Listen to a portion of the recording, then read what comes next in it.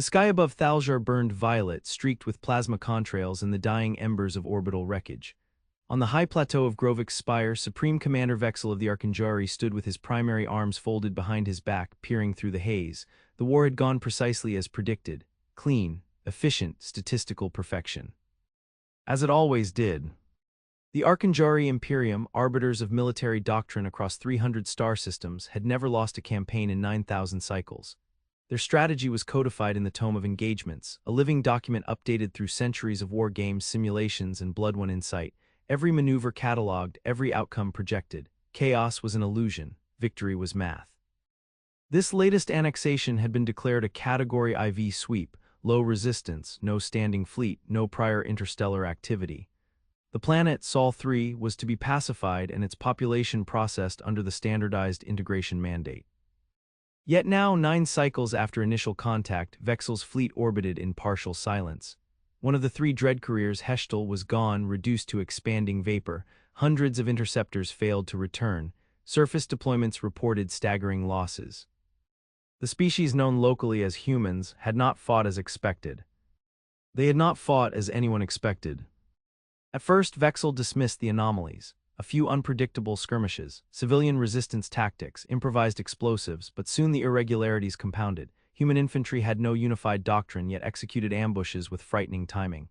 They possessed no spacefaring navy, yet crippled orbit-to-ground relays with jury-rigged satellites and repurposed communication arrays.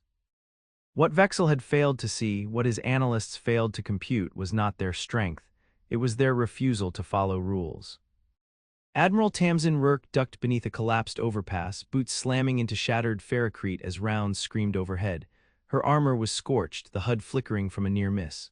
Blood soaked through the right sleeve, but her grip on the railgun remained steady. She glanced to her left. Major Singh tapped the side of a homemade drone the size of a trash bin. The machine chirped to life, ascended with a cough of smoke, then sped off toward the enemy ridge. Rourke exhaled. They had 5 hours before the Arkanjari's next orbital pass, long enough to strike, short enough to vanish before retaliation. "Operation Ricochet is green," she muttered into her comm. "Copy," came voices from scattered units. All over what used to be North America, remnants of Earth, scattered militaries, militias, and civilians executed a plan stitched together from desperation, data theft, and a kind of genius born only when nothing else remained. They struck supply chains, hacked comms, fabricated fake units, used dead Arkanjari gear to mislead the next patrol. They studied alien tactics, then violated every expectation. Rourke didn't lead a standing army, she led a swarm of contradictions. And that was the point. 2 cycles earlier, the Arkanjari's first contact vessels had arrived in low orbit with procedural decorum. Beacons were deployed, messages transmitted in mathematically compressed symbology, no response. So they had begun observation phase. The humans responded within days, not with signals, but with a launched probe of their own. A rusting, half-defunct satellite bootstrapped with AI code written by university students. It emitted a waveform that scrambled the Arkanjari's secure channel for an entire planetary cycle. Then the humans hijacked one of the orbital mapping arrays, uploaded a video. A man in old military fatigue stood in front of a chalkboard, smiling grimly. "Lesson 1, he said, we don't do surrender. Lesson 2, you'll wish we did." The signal was cut mid-broadcast, but it was enough. Enough for Vexel to raise the priority of engagement. Enough for the Tome to classify the planet as Tier III threat. Enough to deploy ground forces under standard subjugation protocol. But even then, they didn't understand. The humans didn't mass for direct engagement. They didn't preserve supply lines. They didn't entrench. They disappeared. Cities emptied, power grids failed without explanation. Drones vanished over landscapes where no heat signatures could be found. And then slowly, the war began to turn. In the subterranean remains of what had once been NORAD, President Ileana Cade watched a flickering holomap of Earth. Red zones marked Arkanjari-controlled territory. Blue flickers denoted confirmed human strikes. The red zones were stable for now. But the blue flickers grew with every passing hour. General Haruto Miura pointed to a cluster in Central Asia. "They're rerouting supply drones here. We think they believe we're stockpiling weaponry in the Gobi." "We are," Cade said.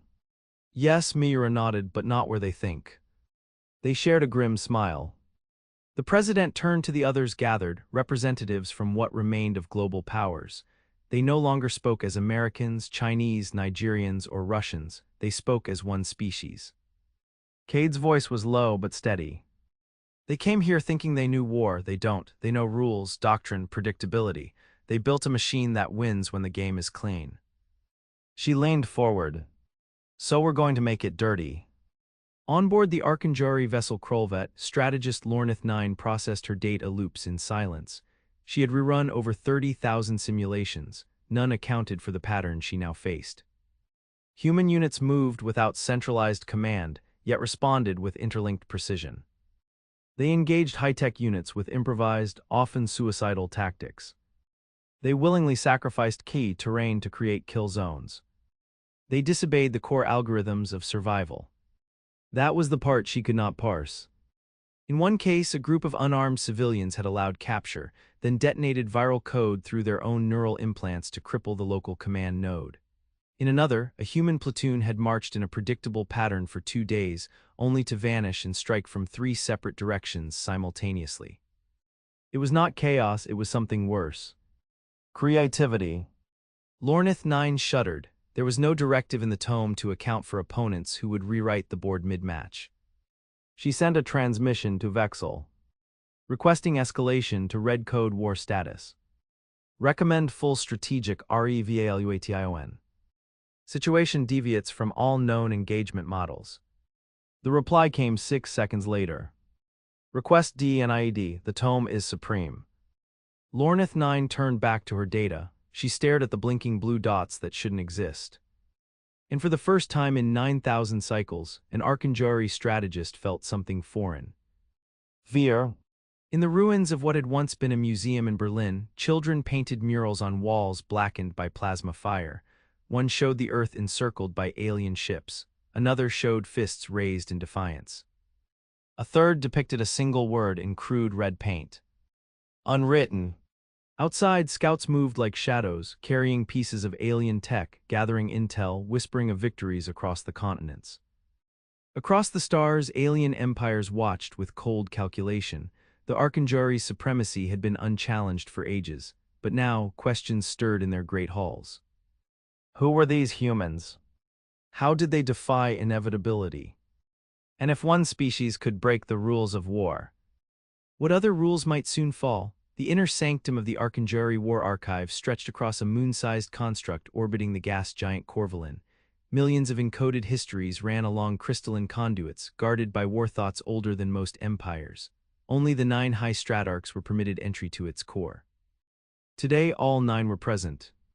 A holosphere hovered above their dais, replaying footage from the surface of Sol 3, Arkanjari recon units falling into collapsing buildings, automated turrets activated from ancient subway systems, drones hijacked mid-flight, field commanders issuing contradictory reports, most of them ending in static. High Stratarch Velkar, the eldest among them, raised a limb clad in translucent gold alloy. We assigned a Tier IV classification. Their weaponry was centuries behind, their neural mesh was non-existent, and yet we lose vessels, we lose ground. Stratarch Thilven rotated the holosphere. They've divided their conflict map, no centralized command, no honor codes, no clear hierarchy, but the coordination is evident. They move like a network of minds with 1,000 separate strategies that somehow never collide. Stratarch Morval spoke last. This is not a war of conquest, this is a war against a philosophy. Silence fell. Velkar looked to the center of the chamber, where the tome of engagements pulsed with alien luminescence, the embodiment of 9,000 cycles of studied warfare. It had guided the Arkanjari Imperium from fragmented planetary clans to galactic hegemony. And it was now insufficient. Outside Reykjavik, in the frozen valleys carved by shifting tectonics, Task Force Aegis prepared to ambush a troop deployment module descending from the stratosphere. They were not soldiers in the old sense. Among them, a quantum physicist from Lagos, a demolitions expert from Buenos Aires, 3 reprogrammed mining bots, a retired French sniper, and a former indie game developer who now ran one of Earth's most effective battlefield AI clusters. Their command structure changed every 48 hours. Leadership rotated to prevent target profiles. Orders came in the form of riddles or poetry to evade signal recognition. The developer, codenamed Violet, watched as the Arcangeli module entered the lower atmosphere. Pattern lock acquired, she murmured. The physicist clicked his homemade neural trigger, Godspeed. A moment later, they released a cloud of ultrafine metallic dust into the upper thermals. The descent module's sensors, accustomed to predictable wind shears and magnetic drift, misread the terrain by 50 meters. It landed inside a hollowed-out geothermal cavern, preceded with explosives and sonic traps.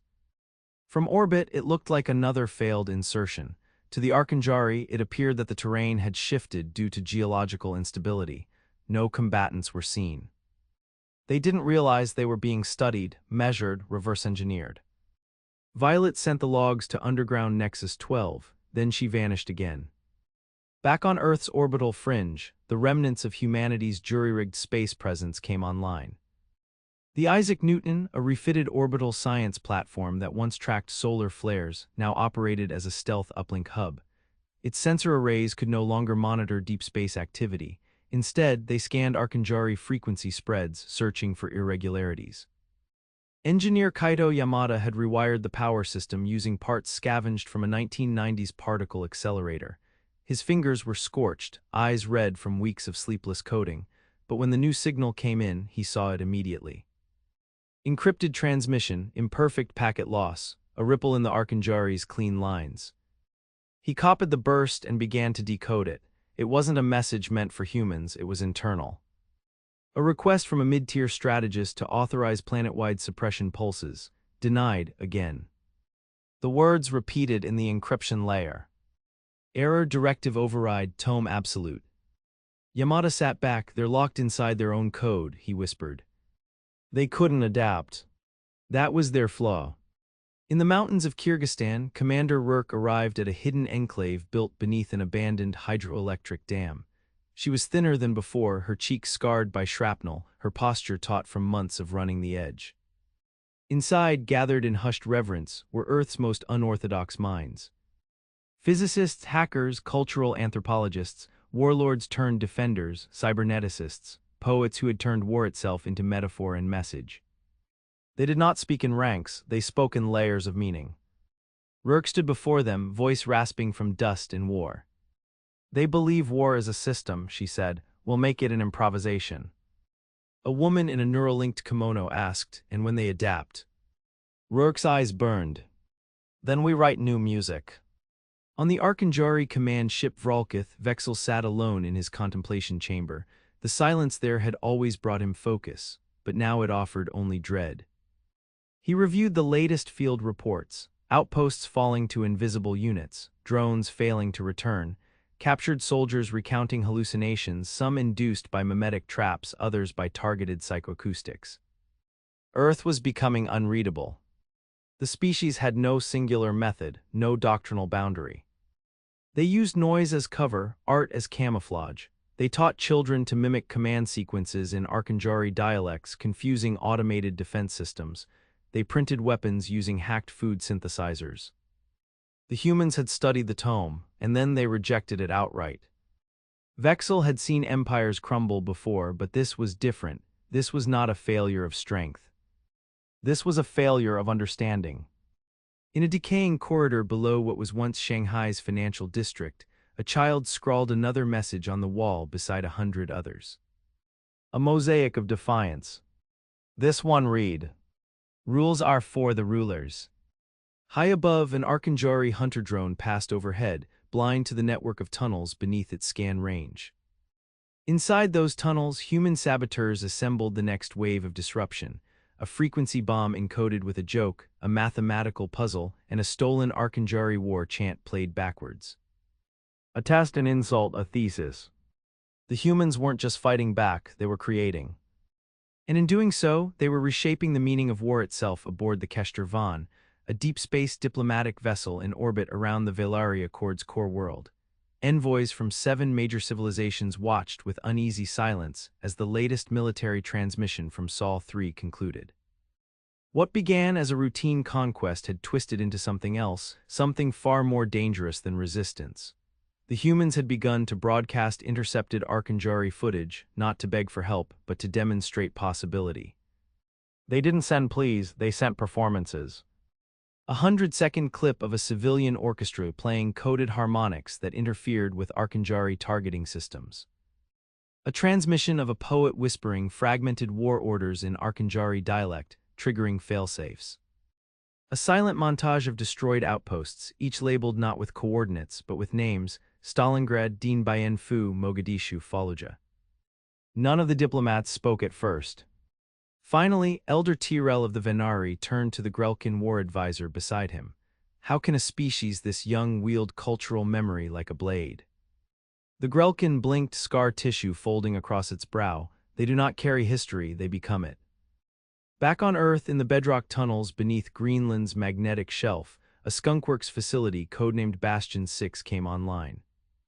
It had been buried for decades, a relic from an era when humans feared each other more than the stars. Inside, Cold War tech, decommissioned AI cores, and a few experimental zero-point projects that had been deemed too dangerous to finish.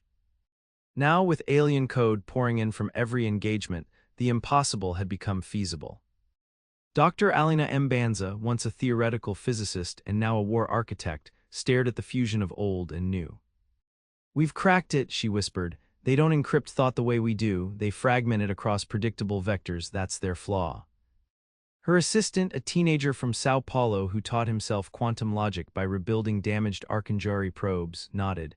"We feed it chaos, it responds in loops, but if we mirror and invert the logic tree, it breaks its own continuity," she finished. They had weaponized inconsistency. On the Arkanjari front line, the 77th Combat Legion prepared to resecure the ruins of Kuala Lumpur. Their sensor drones fanned out, establishing telemetry. Orbital comm relays initiated atmospheric scrubs. 3 minutes into deployment, the ground rippled, not from explosives, from resonance. A low-frequency pulse radiated outward, disrupting gate algorithms and internal HUD calibration. Arkanjari warriors staggered, unable to reorient. Then the humans emerged, not from the buildings, those were wired with holographic decoys. They came from the flood systems, the sewer arteries, the earth itself. But they didn't attack directly. They circled, chanted in fractured Arkanjari, projected holograms of ancient Arkanjari defeats, fictional defeats that had never occurred. Yet the AI cores couldn't distinguish fabricated loss from real history once it entered the neural pattern net. The Legion fell back without orders. Some units began firing at illusions. Others shut down entirely, failing logic redundancy tests due to the contradiction between expected enemy behavior and what they were witnessing. This wasn't just asymmetrical warfare, it was ontological warfare. The Arkanjari didn't just lose ground that day. They lost certainty. Far above Earth, on the crippled orbiting fortress Halishtul, strategist Lornith 9 initiated an unthinkable command. Tome Suspension Protocol, RQSTD. It had never been done, not in the history of the Arkanjari Imperium. The tome was the final arbiter of strategy, the lens through which all war was made legible. But Lornith 9 had reviewed the latest conflict vectors, and one conclusion screamed from every data path. The tome was no longer relevant. Because humans didn't just break the rules, they made war impossible to systematize. She awaited the High Command's response. It did not come. Instead, the relay snapped into emergency lockdown, her access privileges revoked, her name struck from the registry of active strategists. Official cause: ideological deviation. She stared at the notification, a silent realization forming. If the system could not evolve, then it would collapse, and the Arkanjari would not permit evolution. In the Mojave Wastes, Rourke watched the test of Earth's first true hybrid weapon.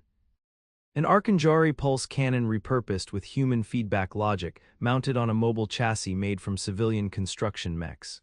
It didn't just fire. It listened. It learned from its own misses, altered its own energy signature, and even mimicked Arkanjari vocal frequencies to confuse incoming targeting scans. It was ugly, brutal, gleaming with welds and mismatched parts. But when it fired, it left a 30-meter crater and caused a blackout in the nearest orbital sensor array. Major Singh grinned, wiping sweat from his brow. "We've got gods now, and they're ugly as hell." Rourke didn't smile. She looked to the horizon. "This isn't about beating them anymore. It's about proving that we can change faster than they can predict." In the Andros Collective's conclave of stars, where civilizations met to adjudicate existential threats, an emergency session was called. For centuries, the Arcangari had enforced balance through overwhelming strength and strict orthodoxy. Now, their weakness had been exposed, not by superior firepower but by creative deviance. The human species was no longer classified as primitive. They were classified as contagious. The Tisharn delegate hissed. They weaponize chaos. Their culture metastasizes unpredictability. If the Arcangari fall, who stops them? From the shadows a voice spoke, calm, deliberate. They don't want to conquer, said the Velari diplomat, his eyes reflecting blue starlight. They want to be left alone, but if you force their hand. He gestured to the holograph, showing planetary zones once thought pacified, now blinking blue with insurgent activity. They'll teach every species in the galaxy that the rules we built civilization on were cages all along. Somewhere in the forested ruins of Eastern Europe, a transmission played on loop from a hidden broadcaster. The voice belonged to an old woman, once a literature professor, now the voice of the Resistance's philosophical wing. Her words, translated into a dozen alien dialects, were a virus and a declaration. You measured us by weapons, by systems, by doctrine. But our greatest weapon was never steel. It was disobedience. You do not understand us because you wrote the book. And we refuse to read it. Deep within the Arcangari databanks, a silent error began to cascade. Subroutine predictive engagement engine. Status null exception. Cause unrecognized variable. Humanity in the vaulted depths of the Lurian court, where the oldest living intellects of the galaxy communed across organic data fields grown into moon crystal thrones, a vote of extinction was tabled. Not for humanity. For the Arcangari. They are compromised, whispered archivist Ulan Veth, her voice made of layered harmonics that once lulled supernovae to sleep, not by force of arms, by collapse of principle. Across the minefield, hundreds of sentient beings held silence. The Arcangari had been the keepers of galactic war, not peacekeepers, order keepers. Their warfare was never questioned because it was precise, predictable. Predictability had been safety. Now the humans had made predictability a liability. The question was no longer whether the humans could win. The question was what their victory would mean. From a reconfigured mining station on Titan's edge, Earth's first fully integrated counter-AI came online. It was not designed for control, it was designed for interruption. Codenamed SpiteNet, it used captured Arcangari predictive frameworks against themselves, introducing minute anomalies into fleet coordination timings, resupply intervals, and environmental controls aboard enemy ships. It didn't crash systems, it eroded confidence. Dr. Esra Chen called it weaponized doubt. Over time, officers began to suspect their own calculations. One ship launched its fighters 1/2 second early. Another delayed a planetary bombardment due to sensor ghosts that never materialized. The margins were small, but in Arcangari warfare, margins were everything. Back on Earth, Rourke watched the cumulative effect unfold across intercepted logs. Entire units rotated back to orbit prematurely. Fleet commanders issued contradictory updates. They were second-guessing. Singh folded his arms, watching the data cascade. SpiteNet's working, they don't trust their own timing anymore. Rourke didn't reply immediately. Then next step's worse. Worse how? We feed them variables that don't exist. We write ghosts into their war. High above the scorched remnants of Cape Town, the Arcangari cruiser Zethralgull prepared for an orbital decimation run. Its fusion lance charged, targeting coils spinning in silence. Then the console lights dimmed. The targeting HUD blinked. In its place, an image. A hand-drawn sketch of a man with a blindfold holding a cracked hourglass. Below it, text in the Arcangari tongue. What if your time ran backward? The ship's command AI stalled, cross-logic flags triggered, a recursive loop of temporal predictions spun out of control, power rerouted, the targeting sequence failed. The cruiser never fired. It returned to high orbit with a command failure. The humans hadn't attacked. They had suggested something impossible. And the suggestion alone was enough. In an isolated vault beneath what remained of Oslo, the final symphony of Project UNCHAINED was completed. Built from intercepted Arcangeli signal lexicons, ancient terrestrial chord progressions, and harmonic warping theory, it was neither sound nor code. It was a cross-domain stimulus capable of interrupting neural feedback in any AI-compliant decision structure. It would not destroy ships. It would destroy obedience. President Cade stood beside the broadcast core, a construct grown from rootless and human synaptic tissue. She looked at the composers, 4 deaf children and 1 former sound engineer from Mumbai, and gave the order. Play it. The signal launched, imperceptible to human ears, but not to the Arcangeli. Across 3 continents and 2 orbital carriers, Arcangeli warriors halted mid-stride. Some dropped weapons, others began to twitch. A few fell to their knees, staring into nothing, as if trying to remember who they were before they became doctrine. The UNCHAINED signal wasn't just interference, it was invitation, a musical question that bypassed command architecture and whispered, "What if you didn't have to obey?" Aboard the Jalvin Kell, the Dread Courier's second commander turned his weapon inward. Not to fire, to drop it. The first Arcangeli defection occurred 1 week later. A low-tier strategist named Kelverk landed his shuttle in the human-controlled stretch of the Ganges Delta. He emerged with his arms exposed and voice modulator deactivated. Rurk met him with a rail pistol leveled at his chest. "You surrendering?" she asked. Kelverk spoke slowly, awkwardly, the words unfamiliar on his tongue. "No, I am defecting. I no longer recognize the tome." Rurk didn't lower her pistol. "Why?" He blinked. "You taught us something we had forgotten." "What's that?" He looked around at the makeshift base. The children tending power lines, the paintings on concrete, the laughter in a place that should have been rubble. That victory is not the end of war, only the end of understanding. Word of his defection spread faster than any weapon, not because it was unprecedented. Because it was unquantifiable. The tome had no page for ideological blade, no protocol for philosophical contamination. Other Arcangeli began to hesitate. Small things, delayed commands, unanswered orders, questioning the logic behind engagements. The human virus was not genetic, it was narrative. They didn't just change tactics, they changed meaning. At the Villari Accords, a single phrase echoed through the chamber of sovereign species. A Grelkin ambassador stood and declared, "They are not spreading resistance, they are spreading story." The implication horrified them all. Stories were how civilizations changed. And stories could not be killed. In the city once known as San Francisco, rebuilt now as a network of guerrilla fabrication centers, a sculpture rose from the ruins. It wasn't grand, it was jagged, asymmetrical, forged from shattered Arcangeli plating and melted earth plastics. At its center, a plaque read, "They wrote rules in stone, we etched ours in fire." Pilgrims came, fighters, survivors, even former Arcangeli. No sermons, no commands, just quiet acknowledgement of the unthinkable. The war had not ended. It had changed form. A signal arrived in the dead of silence, not carried by any known band or frequency. It wasn't even a transmission in the traditional sense. It appeared uninvited in every Arcangeli command interface in the depths of autonomous fleet minds, embedded into the predictive loops of war systems across 1,000 sectors.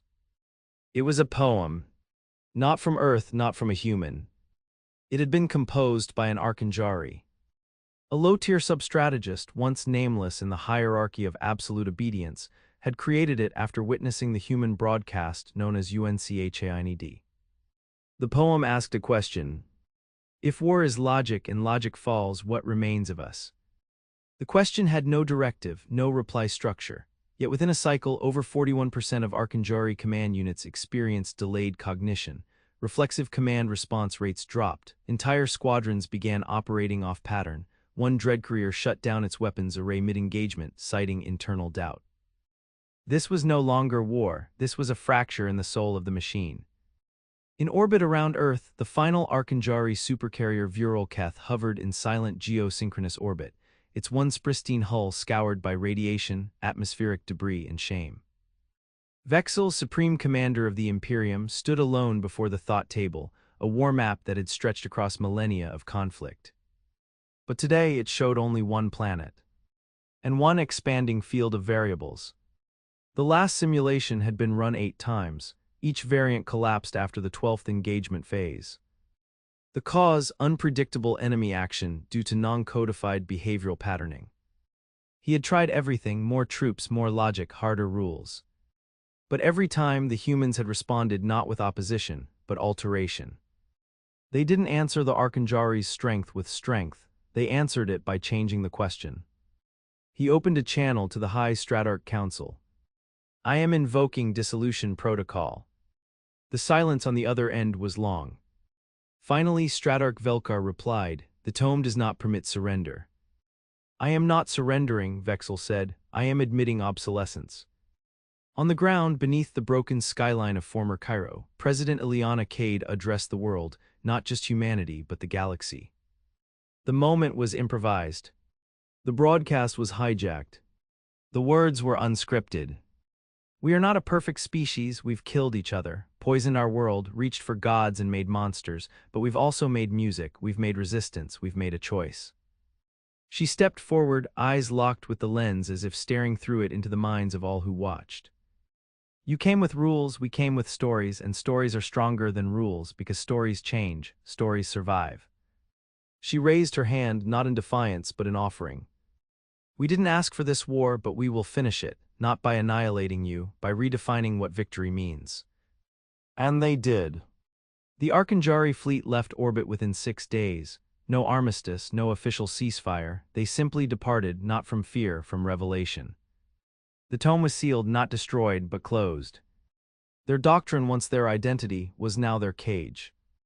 In its place, a new thought began to spread among their kind, dangerous, unregulated human. That perhaps survival meant not knowing. That perhaps war did not end with control. That perhaps the next evolution of strength was uncertainty embraced. In the years that followed, humanity did not rise as conquerors, they refused. But they became something else. Teachers, disruptors, whisperers to the disillusioned systems of the stars. When the Zelkwar rebellion sparked a year later, it was not sparked with weapons. It was sparked with a song, the UNCHAINED sequence, translated into resonance pulse and broadcast from a single freighter.